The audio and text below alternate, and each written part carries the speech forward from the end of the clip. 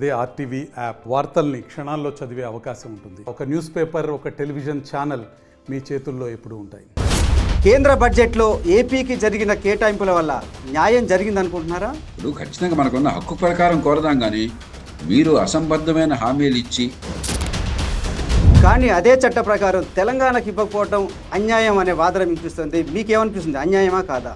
మనం పరిస్థితులు అర్థం చేసుకోవాలి. చాలా మందికి అసలు బడ్జెట్లో ఏముందో తెలియదు.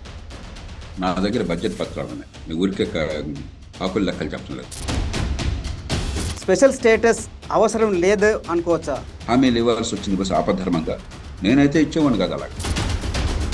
ఏపీలో ప్రజాస్వామ్యం ఖూనీ అయింది, ఇక్కడ రాష్ట్రపతి పాలన విధించాలంటూ మాజీ ముఖ్యమంత్రి వైఎస్ జగన్ ఈరోజు ఢిల్లీలో ధర్నా చేశారు. అడ్డగోలుగా పరిపాలన, పూర్తిగా అదొక మాఫియా పరిపాలన సాగిన భావం కలిగింది.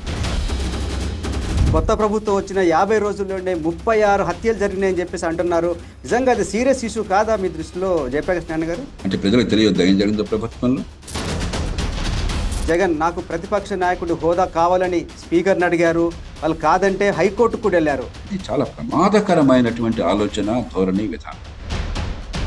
జగన్ హయాంలో అభివృద్ధి జరగలేదు, ఉన్న డబ్బంతా సంక్షేమానికే ఖర్చు పెట్టారనేది ప్రధాన ఆరోపణ. కానీ ఇప్పుడున్న ప్రభుత్వం కూడా అంతకంటే ఎక్కువ సంక్షేమ కార్యక్రమాలు చేపడుతోంది. మీరు పెద్ద నాన్నగారు, మీ డబ్బులు ఏమన్నది ప్రజల డబ్బది. మరిన్ని వీడియోస్ కోసం ఛానల్ ని సబ్స్క్రైబ్ చేయండి. లేటెస్ట్ అప్డేట్స్ కోసం వాట్సాప్ ఛానల్ ని ఫాలో చేయండి. అండ్ లింక్ డిస్క్రిప్షన్ లో ఉంది.